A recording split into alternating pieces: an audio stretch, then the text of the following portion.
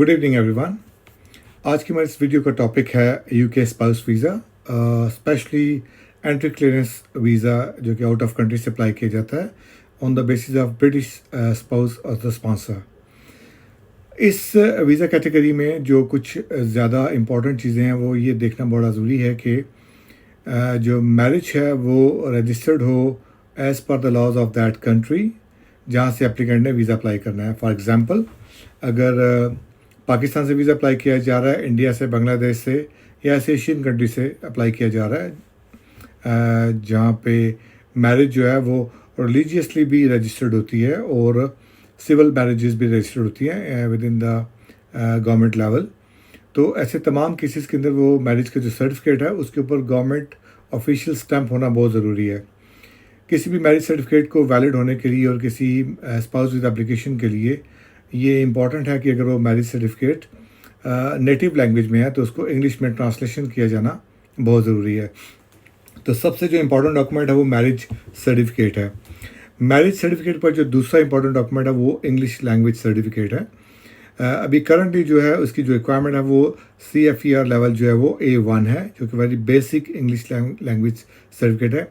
इस बारे में ये ख्याल रखना बहुत ज़रूरी है कि जो सर्टिफिकेट है वो life skills, UK life skills और उसका पर्पस जो है वो स्पाउस वीज़ा होना चाहिए, क्योंकि बेशुमार किस्म के लैंग्वेज कोर्सेज जो हैं वो क्रॉस द कंट्री जो चलते हैं, लेकिन यूके होम ऑफिस सिर्फ उसी सर्टिफिकेट को जो है वो वैलिड कंसिडर करेगा जो नंबर 1 उसके किसी अप्रूव्ड सेंटर का या अप्रूव्ड बॉडी का इशू करता हो, नंबर 2 उस अप्रूव्ड बॉडी के अंदर भी वो उस रेलिवेंट कोर्स में शामिल हो जिसकी रिक्वायरमेंट की जा रही है।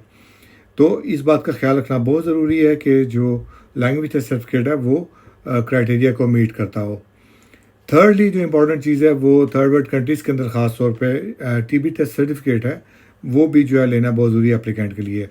तो ये वो 3 डॉक्यूमेंट्स हैं जो कि एप्लीकेंट के लिए अपने कंट्री से प्रोवाइड करना बहुत ज़रूरी है। उसके अलावा जो बाकी डॉक्यूमेंट्स हैं वो कंबाइंड डॉक्यूमेंट्स होंगे या मेजॉरिटी ऑफ द डॉक्यूमेंट्स जो वो ब्रिटिश स्पॉन्सर के डॉक्यूमेंट्स होंगे। अब ब्रिटिश स्पॉन्सर के लिए सबसे इम्पोर्टेंट है वो ये इस्टेब्लिश करना है कि उसकी इनकम जो है वो थ्रेशोल्ड को मीट करती है, which is currently 29,000 per annum. अगर इसके साथ कोई डिपेंडेंट्स में बच्चे भी शामिल हैं तो जो फर्स्ट डिपेंडेंट चाइल्ड होगा उसके लिए 3800 पाउंड पर एनम और जो सेकंड डिपेंडेंट चाइल्ड होगा उसके लिए 2400 पाउंड पर एनम होगा।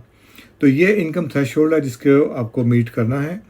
और अगर कोई भी जो ब्रिटिश स्पाउस है किसी वजह से वो ये इनकम थ्रेशोल्ड को मीट नहीं करता तो वो एग्जाम्पशन क्लेम कर सकता है ऑन सर्टेन सर्कमस्टांसिस कि जिसकी वजह से वो उसके लिए एग्जाम्प्ट करार पाएगा। मिसाल के तौर पे अगर कोई ब्रिटिश स्पॉन्सर या स्पाउस है वो डिसेबिलिटी बेनिफिट्स ले रहा है तो वो एग्जाम्पशन के लिए क्लेम कर सकता है। अगर वो केयर अलाउंस ले रहा है तो फिर भी वो बेनिफिट ले सकता है एग्जाम्पशन का।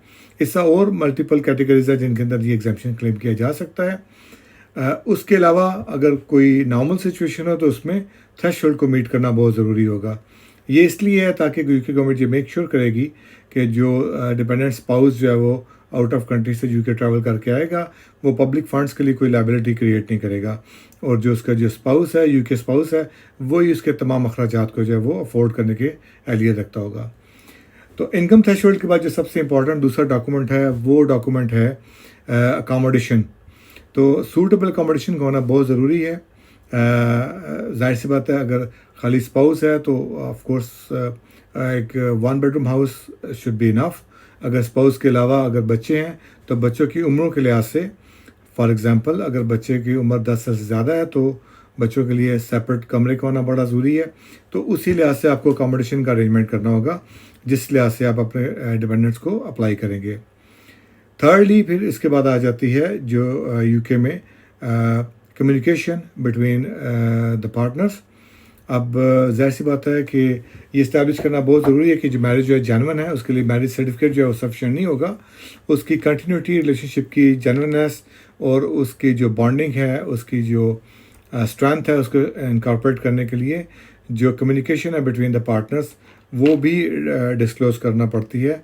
अनफॉर्चुनेटली ये रिक्वायरमेंट है कि आपको वो बताना पड़ता है कि जो किस कदर इंटेंस या किस हद तक जो है बॉन्डिंग जो है स्ट्रॉन्ग है। उसके अलावा अगर किसी किस्म का कोई मनी सेंडिंग का प्रूफ है यूके से पाकिस्तान, इंडिया, बांग्लादेश, जिस कंट्री से भी आप एप्लीकेंट हो, तो वो एविडेंस देना ज़रूरी है कि जो स्पाउस हैं वो कोई मेंटेनेंस के बाद में कोई अखराजात वगैरह पे करते हैं।